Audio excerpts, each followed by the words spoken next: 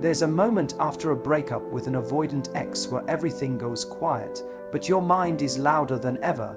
You start questioning every move you made. You wonder if you were too much, too clingy, too emotional. You look back at every message you sent, every conversation where they pulled away, every time you waited hours, days for a response that barely said anything, and deep down, there's this exhausting thought that maybe, if you had just been different, they would have stayed. But let's get one thing clear: the pain you're feeling right now, that fog of confusion, heartbreak, and self-doubt, that's not because you lost them. That's because somewhere along the line, you lost you. And what you're about to realize in this video is that taking your power back doesn't mean pretending it didn't hurt. It doesn't mean jumping into another situationship or posting some fake, curated glow up. It means seeing that this version of you, the one that got tangled in someone else's emotional unavailability, is not the version that's going to lead your next chapter, and that journey starts here, because your avoidant ex will not see this coming. You don't have to earn love by shrinking yourself. The most powerful move you can make is silence, not explanation. There's a moment, right after the heartbreak, after the last message, after the emotional roller coaster, when your entire being wants to explain. You want to explain why you were hurt, why you reacted the way you did, why you still care. You want to lay it all out so they'll finally understand. You think maybe if they just get it, they'll finally change. Finally see you, finally step up. But here's the truth: when someone is avoidant, explanations don't land the way you hope they will. You're speaking in a language of connection, and they're still running from it. They're not open to hearing what you need because their default mode is to protect themselves, not connect with you. That's why silence is so powerful. Silence isn't just about not texting them, it's about what that silence says. It says, I'm no longer participating in this dynamic. It says, I don't need to convince you to care. It says, you no longer have access to me unless you bring something different to the table. When you try to explain yourself to someone who's not listening, you drain your energy. You get stuck in a loop of justification. You write out long messages, then delete them, then rewrite them. You become addicted to the idea that closure comes from them finally getting it. But closure doesn't come from their understanding. It comes from your decision to no longer depend on it. Silence is clarity. It's the moment you realize that continuing the conversation is keeping the wound open. Every time you respond to their half-hearted hey, every time you explain why you were upset, every time you try to reopen a door they've emotionally closed, you reattach to someone who has already shown you they're not emotionally present. There's this fear that if you go silent, they'll forget about you, that they'll move on and never look back. But what you don't realize is, silence forces them to confront what your presence was giving them. It's easy for them to keep you on the back burner when you're always available. When you're always explaining, when you're always showing up, even when they don't deserve it. But when you remove your energy, when the texts stop, when the availability dries up, they're left with space. And in that space, one of two things happens. They realize what they lost, or they stay gone. Either way, you win, because silence is the filter. It reveals the truth they could never say out loud. You may think silence is weak, that it's avoidance, but it's the opposite. Silence isn't avoidance, it's the boundary. It's the refusal to keep negotiating with someone who isn't negotiating in good faith. You've already tried explaining. You've already tried being patient. You've already tried giving them more chances than they earned. Now, the only thing left to do is stop feeding the dynamic that keeps you stuck. Silence teaches you how powerful your absence is. It shows you that you don't have to beg for love, that your peace matters more than being understood by someone who won't meet you halfway, that you have the ability to walk away without making it a performance. And when they reach out, and many of them do, they're not used to the silence. They expect you to reply with a paragraph. They expect an emotional response. They expect the old version of you who kept trying. But you're no longer reacting. You're no longer explaining. You're no longer hoping they'll wake up. Because silence isn't the absence of love. It's the presence of self-respect. It's the decision to choose yourself without needing their validation. It's the realization that the most powerful statement isn't spoken. It's made in your absence. Your avoidant ex isn't confused. They're comfortable with your confusion. One of the biggest lies you've probably told yourself is that your ex was just confused. That maybe they were scared. That they didn't know how to love you properly. That if only they had a little more time, a little more space, a little more reassurance, they would finally come around. You gave them that benefit of the doubt. You told yourself they weren't trying to hurt you. They were just struggling. But what if they weren't actually confused at all? What if they were just comfortable? Because you were the one doing all the emotional heavy lifting. Avoidant people thrive in ambiguity. They pull close just enough to keep you hooked, but never close enough to make you feel secure. It's not that they don't know what they're doing. They just benefit from your uncertainty.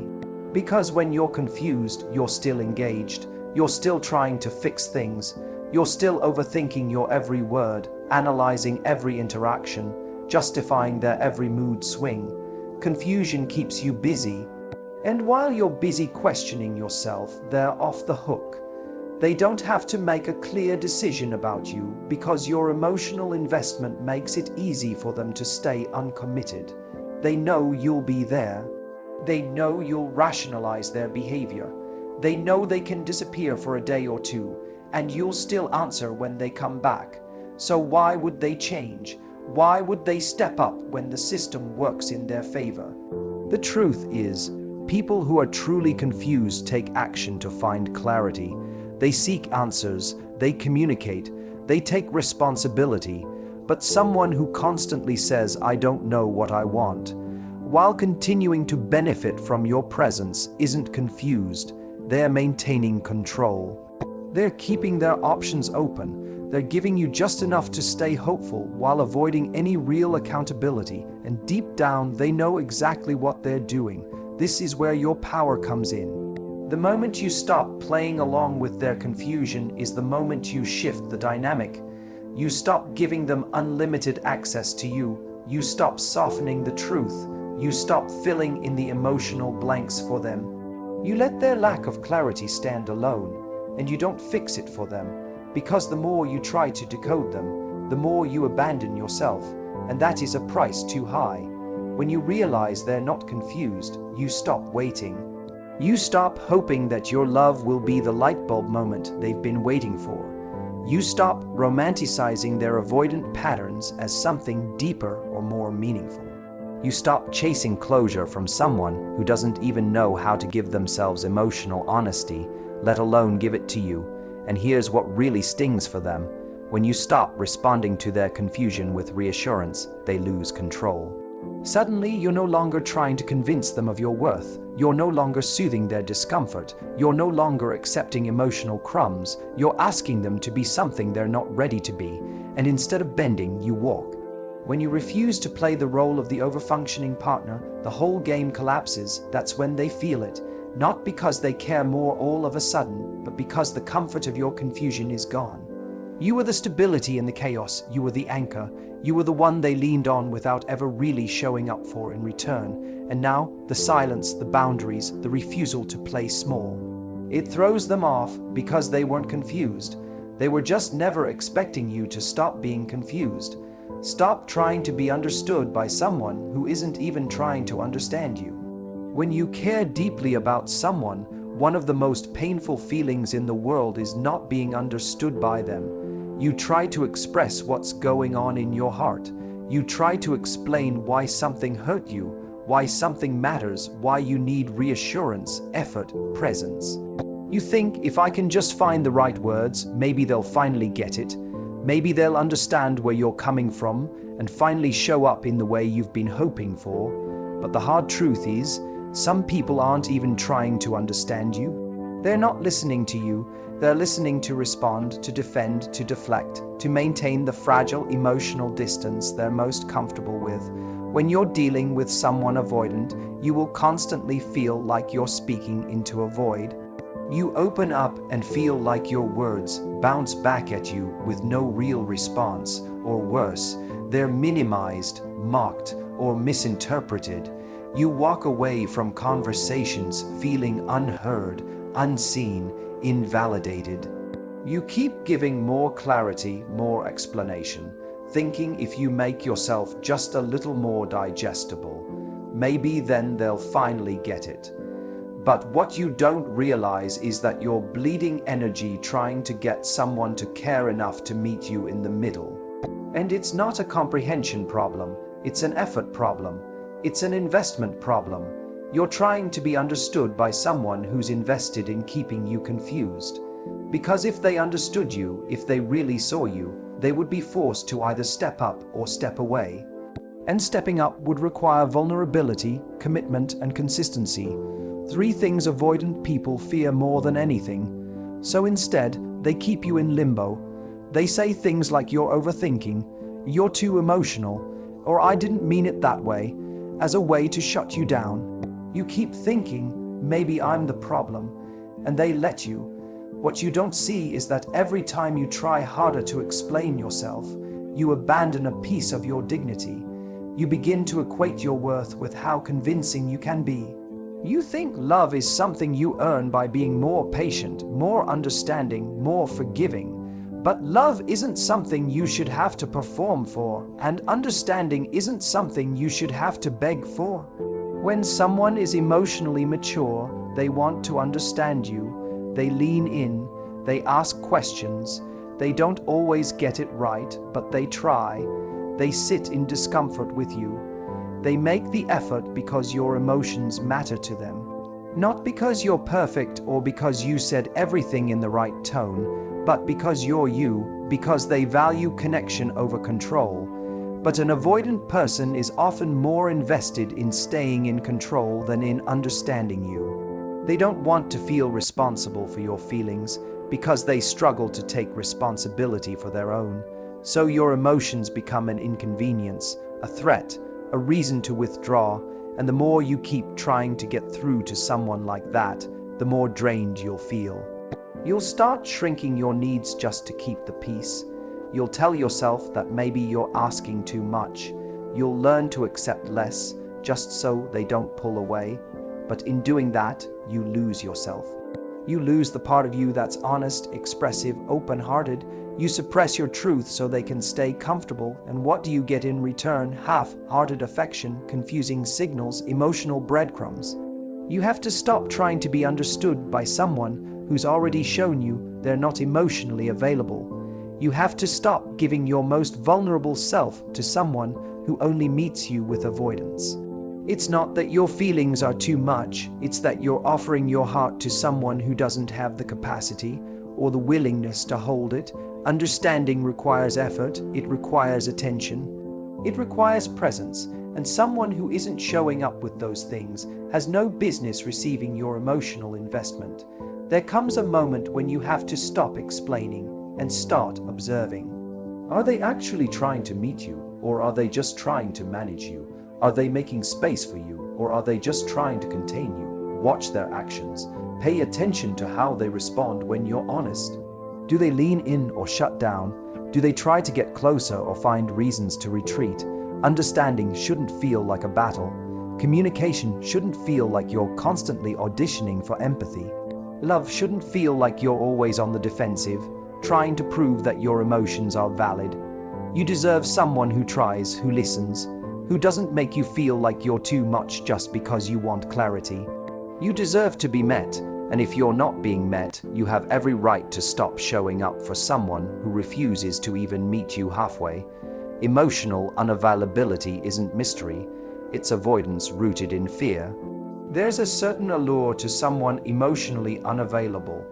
The way they pull you in just enough to keep you hoping. The way they're hot and cold, charming and distant, magnetic and mysterious. You start telling yourself that there's depth beneath the surface. That the reason they can't fully connect is because they've been hurt before, or because they're just complex. You think, if I can just be the one who breaks through, then maybe you'll finally reach the version of them they're hiding. But the truth is, Emotional unavailability isn't some deep poetic mystery. It's just avoidance, and that avoidance is driven by fear.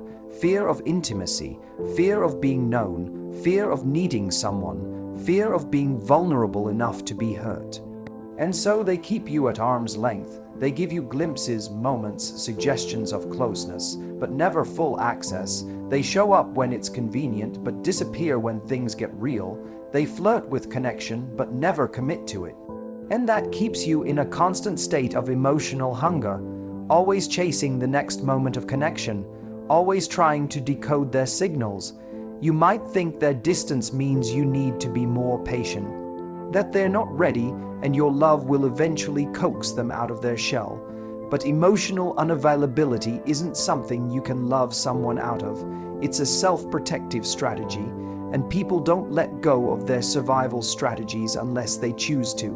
Not unless they're actively doing the work, not unless they're willing to feel uncomfortable in the process of growth. Most avoidant people aren't doing that work. They're doing just enough to keep you engaged while avoiding the emotional risks of real intimacy. They don't want to be fully seen because being seen means being vulnerable. Being vulnerable means letting down their defenses, and that terrifies them more than losing you. So when things start to get too real, when you start asking for clarity or emotional presence or commitment, they withdraw. They deflect, they change the subject, they pick a fight, they ghost you, and you're left wondering what you did wrong, but it was never about you. It was about the moment connection became a threat to their emotional safety. And here's the part that really messes with your head. Sometimes they do show up in beautiful ways. They say the right thing at the right time. They open up just enough to make you believe progress is being made. And that creates a cycle, a loop, a dopamine hit of connection followed by withdrawal. And you keep chasing that high, thinking maybe this time it's different. But it's not. That tiny dose of intimacy isn't a breakthrough. It's a reset button. Just enough to keep you hooked. Just enough to keep you invested. You have to start seeing emotional unavailability for what it is. It's not depth. It's not complexity. It's not a love story in progress. It's avoidance, it's a defense mechanism. It's someone saying, I want your closeness, but only on my terms, and only when it doesn't challenge my comfort zone. That's not love, that's control. You deserve someone whose love doesn't feel like a puzzle. Someone who doesn't make you guess. Someone who doesn't run the second you ask for consistency. Real emotional availability isn't chaotic. It's steady, it's grounded. It's not full of mixed messages, it's clear. It doesn't make you feel like you're constantly chasing. It meets you. And once you've tasted that, the emotional roller coaster of avoidant behavior starts to lose its charm, because you realize mystery isn't connection.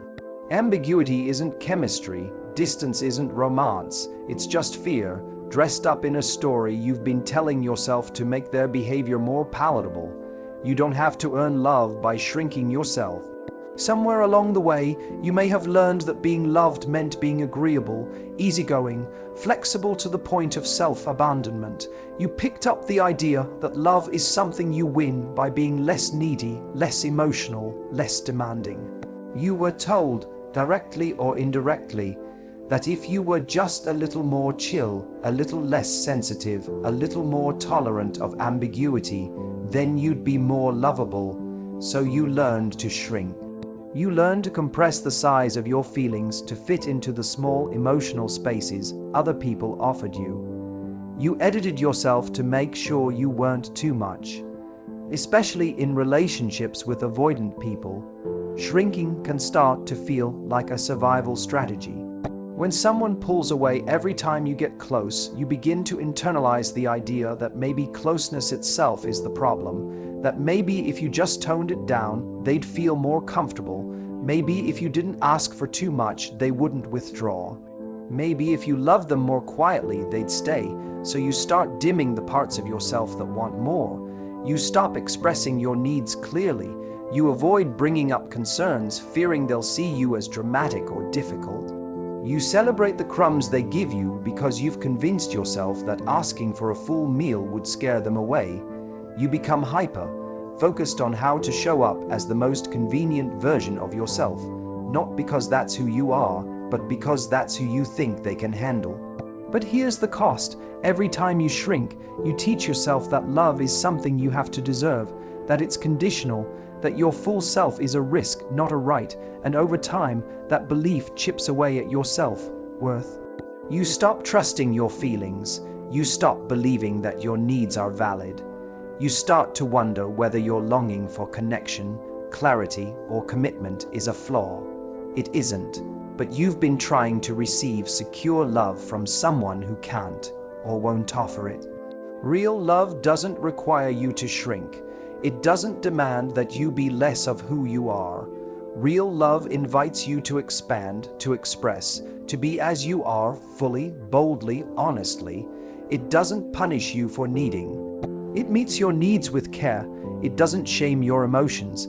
It holds them with presence and respect. You don't have to twist yourself into a pretzel to be worthy of someone staying. Avoidant partners often reward your shrinking with temporary closeness. They might come closer when you stop asking for what you want.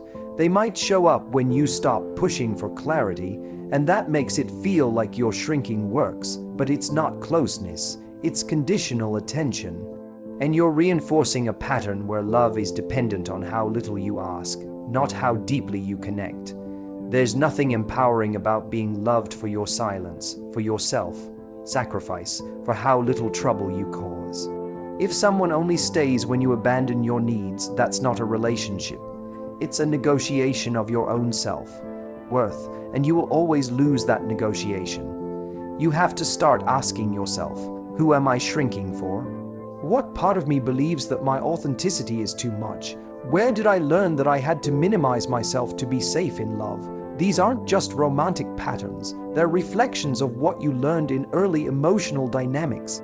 And recognizing them is the first step in breaking them. The truth is, when you stop shrinking, you're going to disrupt the dynamic. People who benefited from your silence will notice when you speak. People who are comfortable with your compliance will feel threatened by your clarity. And that's okay. That discomfort isn't a sign you're doing something wrong. It's a sign you're finally stepping into your truth. Love that asks you to be small isn't love. It's control wrapped in affection. And the moment you stop participating in that game, you start attracting something different, not just in others, but in yourself. Because when you take up space, when you honor your voice, when you show up as the full, unedited version of yourself, you stop chasing love and start embodying it. Keynote 6, you're not too much. You're just asking the wrong person to meet your needs.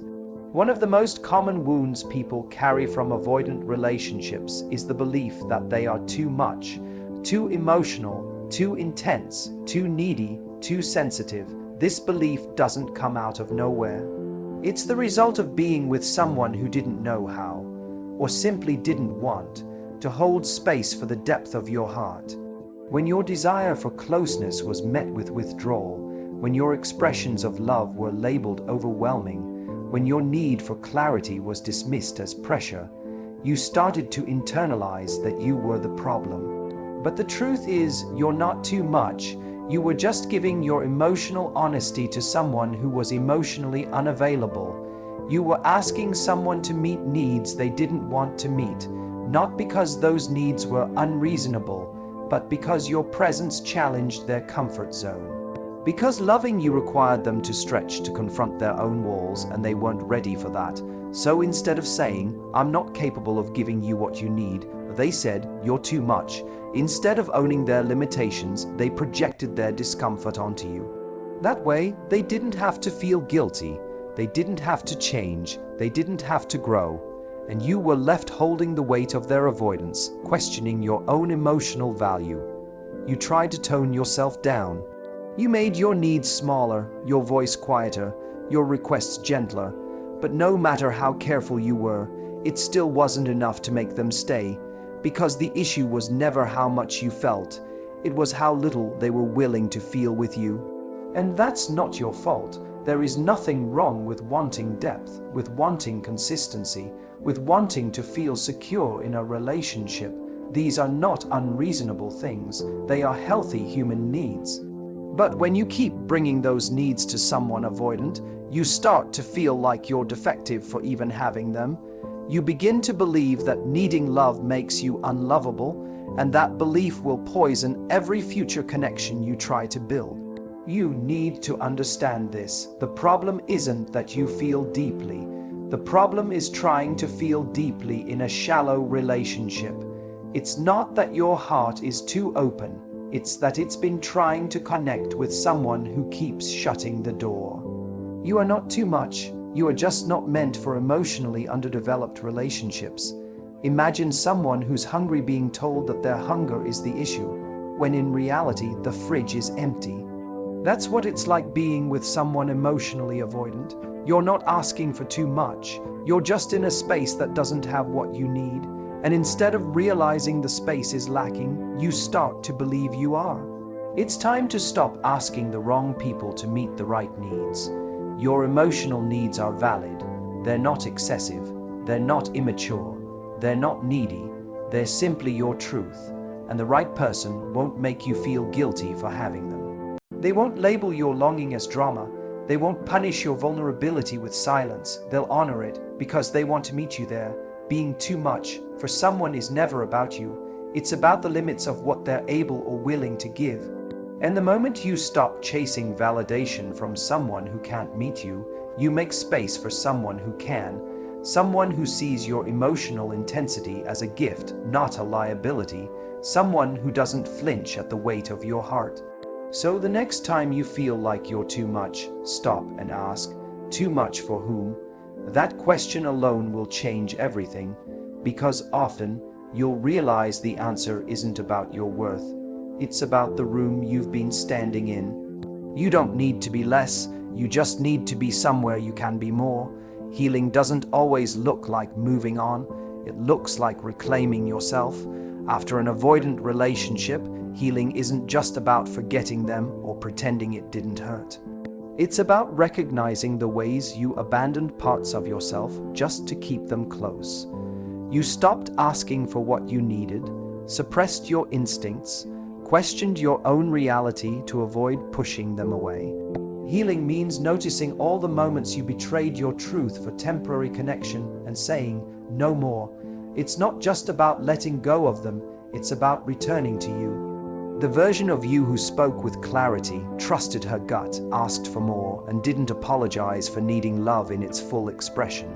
Reclaiming yourself doesn't mean you never think about them again. It means that when you do, it no longer costs you your peace. You start honoring your feelings without needing permission. You begin showing up as the full version of yourself, not the edited version that learned how to survive around their distance. Healing is coming home to your worth, not because they finally saw it, but because you did. Indifference is not power, clarity is. It's tempting to think that being unbothered is the goal, that if you can just act like you don't care, you win. But true strength isn't found in cold silence or performative detachment. Power lies in knowing your value so clearly that you no longer tolerate confusion or emotional crumbs. Indifference can be armor, but clarity is a boundary. It's looking at someone's inconsistent effort and saying, this isn't enough for me. It's knowing what you want and walking away from what doesn't match, not out of spite, but from self-respect. Indifference may keep you from feeling pain, but clarity keeps you from settling for it. It's not about who cares less, it's about who's more aligned with their truth. Clarity says, I'm not playing games. It removes the need for drama, silence, or manipulation. It's a quiet, grounded confidence that doesn't scream, doesn't chase, doesn't beg, it just knows. If you have to become less of yourself to keep them, you're already losing them. When you're with someone avoidant, it can feel like the only way to keep the peace is to shrink. You quiet your voice, tiptoe around their moods, suppress your needs because every honest moment seems to push them further away. You think, maybe if I just don't bring that up, maybe if I show how independent I am, maybe then they'll stay. But every time you shrink to make someone else comfortable, you're losing a piece of yourself. You stop being fully you, the passionate, loving, expressive person you were before their distance made you question it. That slow erosion of self doesn't keep them. It just slowly disconnects you from your own truth. And ironically, the more you abandon yourself to hold on to them, the more resentment builds underneath the surface. It's not sustainable. The connection weakens, not because you were too much, but because it stopped being real. You don't win someone's love by being less. You don't build a relationship on silence, sacrifice, or self-erasure. If you're molding yourself to fit into the spaces they leave empty, you're not in love, you're in survival. You don't need closure from them, you need completion within yourself. Closure often feels like the thing standing between heartbreak and healing. You want answers, accountability, an explanation that makes it all make sense. But with an avoidant ex, closure is rarely clean. They may disappear, deflect, deny responsibility, or offer vague, hollow reasons that leave you more confused than before. Waiting for them to give you closure is like waiting for clarity from someone who was never clear in the first place. Real closure comes when you decide the story is done. It's not a text, a call, or a final conversation. It's a turning point inside you. It's when you stop needing their validation to trust your experience. It's when you realize that understanding why they pulled away doesn't change what you deserve. Completion isn't passive, it's a decision to stop giving your peace away in exchange for answers that may never come. You can close the door even if they never knock again. You can complete the chapter without their permission. What we've walked through today isn't just about your ex, it's about your evolution. This wasn't about how to get them back. It was about waking up to the patterns that kept you stuck and reclaiming the power you gave away piece by piece. You've learned that shrinking yourself to be loved is a silent act of self-betrayal, that needing connection doesn't make you weak, that you're not too much, you were simply offering depth to someone who couldn't swim. You've seen that healing doesn't mean forgetting, it means reclaiming. It means finally choosing clarity over confusion, truth over games, and self-worth over someone's inability to love you properly. This entire journey was about stopping the chase, not just for them, but for the version of love that never honored you to begin with. And now you know, the greatest revenge is not indifference, it's clarity. Not coldness, but completion. Not silence, but strength. And when you show up as someone who doesn't need closure, who doesn't shrink, who doesn't beg for the bare minimum, your avoidant ex won't just be surprised. They'll be irrelevant. If you're ready for more clarity, strength, and self-worth in your relationships, make sure you hit that subscribe button right here on Matthew Hussey track and step into the next chapter with all of your power intact. Don't chase, don't shrink, don't wait. You are the closure. This is Matthew Hussey track, and your power starts here.